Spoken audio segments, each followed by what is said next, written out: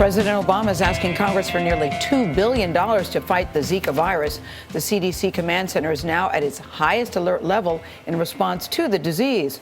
Officials warn it could spread in the southern states. Events that draw big crowds like the Mardi Gras in New Orleans may be breeding grounds for the virus. David Begnaud is in the French Quarter with ways to prevent it from spreading. David, good morning.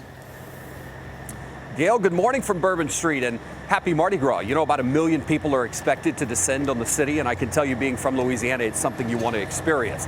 But federal authorities now say the Gulf Coast, Louisiana, up and down the South, they could experience a new pandemic, Zika.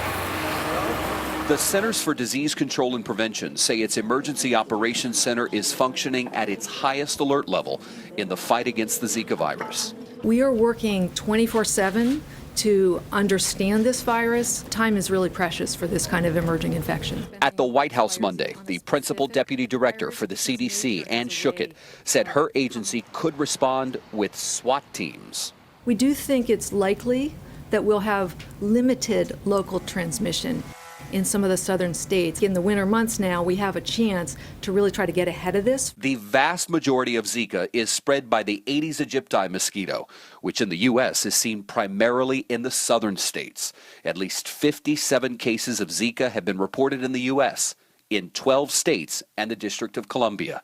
The World Health Organization calls Zika a global health threat. The virus is spreading rapidly through Latin America, and its connection to the birth defect microcephaly has led to warnings and travel restrictions for pregnant women. Any illness that's mosquito-borne that people might get overseas might then be brought back to the United States. Dr. Yoko Furuya specializes in infectious disease prevention at New York Presbyterian Hospital. She says there is one simple way to fight mosquito-borne illnesses. Mosquito repellents are a good way to try to avoid it. Consumer Reports recently tested 15 insect repellents that are on the market right now. Brave testers stuck their arms into a cage of 200 disease-free mosquitoes. We found that the insect repellent that was most effective against the type of mosquito that carried the Zika virus were the ones that contained 20% picaridin and 25% DEET. Senior editor Sue Byrne says repellents with 100% of the active ingredient DEET are no more effective at fighting Zika and carry troubling side effects. But she says products with natural ingredients were not effective.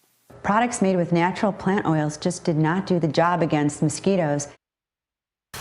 There is no diagnostic test or vaccine for Zika right now, and quite frankly, it's simply too cold for the mosquitoes that would carry the Zika virus. However, the concern is as we move into the summer months, those mosquitoes come out and the concern becomes very real.